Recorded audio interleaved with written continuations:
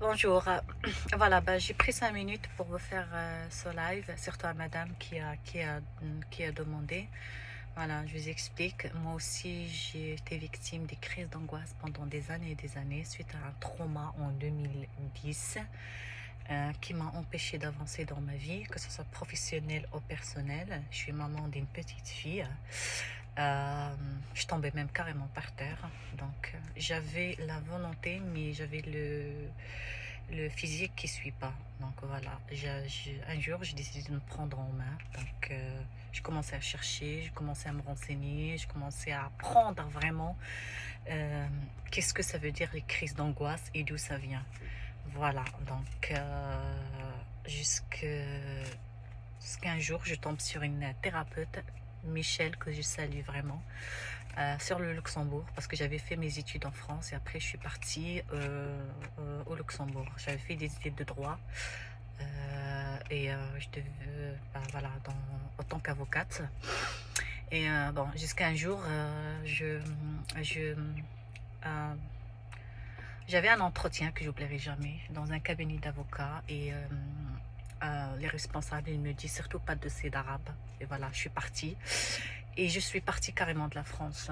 Là, aujourd'hui, je suis installée en France, en Luxembourg.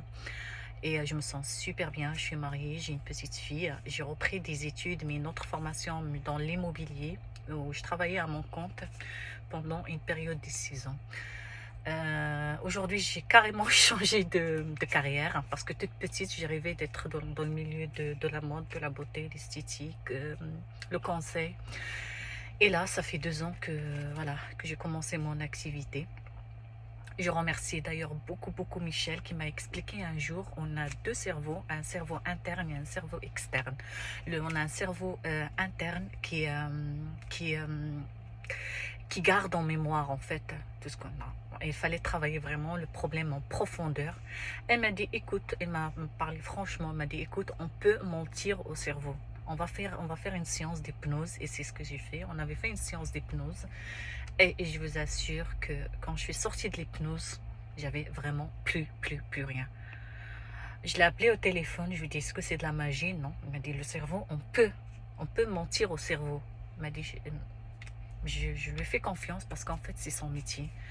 Et depuis, elle m'a dit, mais c'est aussi grâce à vous parce que vous avez un caractère qui est très fort et vous avez envie de s'en sortir.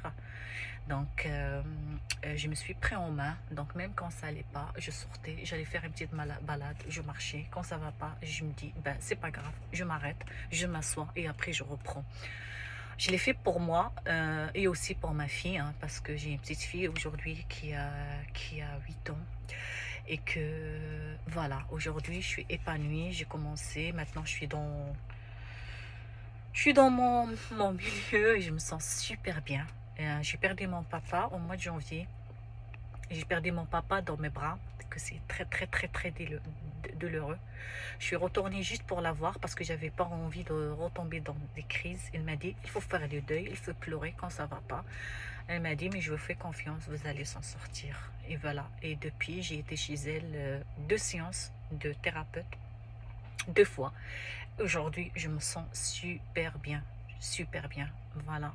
Je souhaite à vous, madame, et à d'autres personnes de s'en sortir parce qu'on est capable. On est capable. Il faut toujours être fort et dire, la vie ne s'arrête pas et que c'est une maladie comme une autre. Si on a un mal à la tête, on peut prendre un cachet. Et si on a des crises, il faut avoir un caractère fort et avoir la volonté de s'en sortir. Voilà. Euh, si vous avez d'autres questions, n'hésitez pas. Et voilà, je vous souhaite bonne journée et à bientôt.